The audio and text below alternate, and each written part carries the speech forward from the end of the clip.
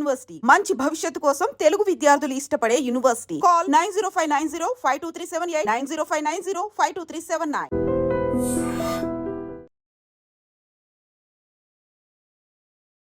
దేశంలో ఒకవైపు ఉన్నటువంటి సిచ్యువేషన్ మనందరికీ తెలిసిందే. ఎందుకంటే యుద్ధం ఎప్పుడైనా జరగచ్చు. 36 గంటల 48 గంటల లేదంటే ఎనీ మూమెంట్ అంటే ఇప్పటికిప్పుడే యుద్ధం జరిగే అవకాశం ఉందని పెద్ద ఎత్తున వార్తలు వస్తున్నాయి. అట్లాగే ఢిల్లీలో జరుగుతున్నటువంటి పరిణామాలు కావచ్చు, వరుసగా మీటింగ్స్ జరుగుతున్న విధానం కావచ్చు, వీటన్నిటిని చూసిన తర్వాత ఎవరైనా అనుకునేది ఏంటి అని అంటే ఖచ్చితంగా భారతదేశం మనం పాక్ పైన యుద్ధం ప్రకటించేసాం. ఎనీ మూమెంట్ యుద్ధం జరిగే అవకాశం ఉంది.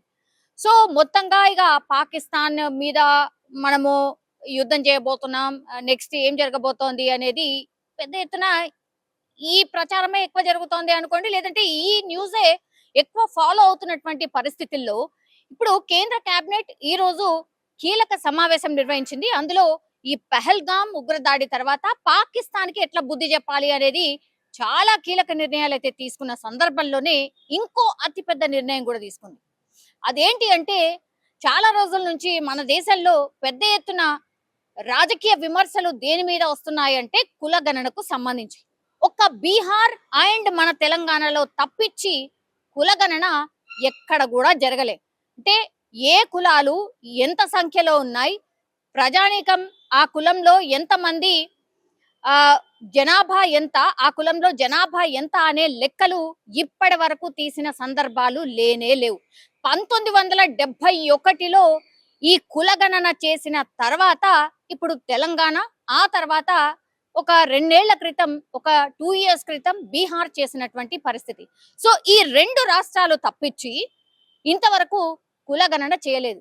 చాలా సందర్భాల్లో ఇక్కడ ఉన్నటువంటి అధికార పార్టీ కాంగ్రెస్ సవాల్ చేసింది, ఒక్కసారి కులగణన చేసి చూడండి, మేము రోల్ మోడల్ అవుతాము దేశం అంతటికి కూడా, కులగణన చేసే దమ్ముందా మీకు అని బీజేపీని క్వశ్చన్ చేసిన సందర్భం. అట్లాగే రాహుల్ గాంధీ స్వయంగా చాలా టైమ్స్ మాట్లాడినరు, కులగణన చేసి తీరుతాం, దేశవ్యాప్తంగా కులగణన చేసేటటువంటి ఏకైక పార్టీ కాంగ్రెస్ పార్టీ, ఇంకా మిగతా పార్టీలకు అంత చిత్తశుద్ధి లేదు, ఎందుకంటే మీకు అందరి ప్రజల మీద ప్రేమ ఉండదు, కేవలం కొంతమంది మీరు అనుకున్న వాళ్ళ సోకాల్డ్ వాళ్ళ మీదనే మీకు ప్రేమ ఉంటుంది, వాళ్ళ గురించే మీరు ఆలోచిస్తారు అని రకరకాలుగా రాజకీయ విమర్శలు చేసుకున్నాయి.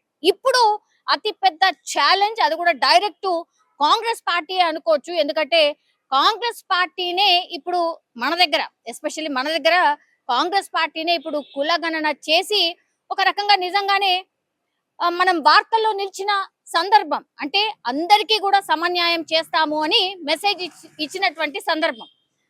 కానీ ఇప్పుడు దేశవ్యాప్తంగా మేమే కులగణన చేసేస్తున్నాము, కులగణన చేస్తాము జనాభా లెక్కలతో సహా అని అతి పెద్ద బ్రేకింగ్ ఇప్పుడు కేంద్రం అయితే ఇచ్చినటువంటి పరిస్థితి అయితే కనిపిస్తోంది. ఇప్పుడు దేశవ్యాప్తంగా ఓన్లీ రాష్ట్రాలు కాదు, దేశవ్యాప్తంగా కూడా జనాభా ఎంత, అట్లాగే కులాల వారీగా జనాభా ఎంత అనేది కూడా ప్రతి రాష్ట్రానికి సంబంధించిన లెక్క తేలబోతోంది. నిజం చెప్పాలంటే కూడా 1971 ఏడా, 2025 ఏడా, అప్పటి నుంచి ఇప్పటి వరకు కూడా కేవలం రాజకీయంగా మేము అది చేస్తాం ఇది చేస్తామని చెప్పాయి తప్పించి, ఒక బీహార్ అండ్ మన తెలంగాణ రాష్ట్రం మాత్రమే అన్నిటికీ అతీతంగా ఎవరిని పట్టించుకోకుండా కులగణన చేసింది. సరే, కులగణన చేసిన తర్వాత రకరకాల విమర్శలు వచ్చినాయి, మా లెక్క ఇంత, మా లెక్క అంత, అట్లెట్లా తగ్గింది, మీ లెక్క ఎట్లా ఎక్కువ ఉంది, ఈ విమర్శలు అయితే డెఫినెట్లీ వచ్చాయి. కానీ ఇప్పుడు ఏమైపోయింది అంటే ఆ కొద్ది కాలం మాత్రమే ఆ చర్చ నడిచింది. ఆ తర్వాత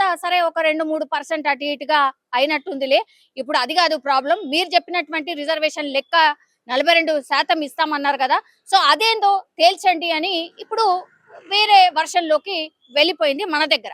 ఇప్పుడు కులగణన చేస్తే మేము చేస్తామని కేంద్ర సర్కార్ చెప్పింది కాబట్టి అన్ని రాష్ట్రాల్లో కూడా మరి ఇట్లాంటి రకరకాల పంచాయతీలు వస్తాయా, లేదంటే కులగణన లెక్క తేలి ఆ తర్వాత జనాభా లెక్క తేలితే నిజంగా మంచి జరుగుతుందా, కులగణన లెక్క నిజంగా అందరూ కూడా అంటే మన ఇండియా వ్యాప్తంగా కూడా అందరూ ప్రజలు తెలుసుకోవాలనుకుంటున్నారా, ఇట్లా రకరకాల వర్షన్స్ అయితే అందరూ మాట్లాడుకుంటున్న పరిస్థితి అయితే కనిపిస్తోంది.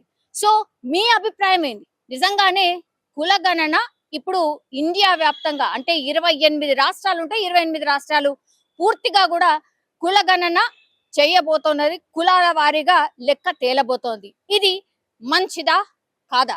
మీ అభిప్రాయాన్ని కూడా తెలియజేయాల్సిందిగా కోరుతున్నాం. నిజంగా ప్రస్తుతం ఉన్నటువంటి సమాజం దేనికి ప్రయారిటీ ఇస్తుంది? ఆర్థిక సంబంధాల చుట్టూ మాత్రమే తిరుగుతోంది. మళ్ళీ ఎన్నికలంగానే చాలా విరక్తి కలుగుతాను. మంచి అనిపిస్తుంది కదా, లేడీస్ కూడా ఛాలెంజింగ్ జాబ్స్ చేసినప్పుడు చాలా బాగుంటది. ట్రాఫిక్ అసిస్టెంట్స్ గా నియమించిన ట్రాన్స్జెండర్స్ అందరితో సాల్యూట్ చేయించుకుంటున్నారు. ఫుడ్ డెలివరీ ఇవ్వటానికి వెళ్ళినటువంటి డెలివరీ బాయ్ అనిల్ పై కళ్ళ ముందు పెళ్ళండి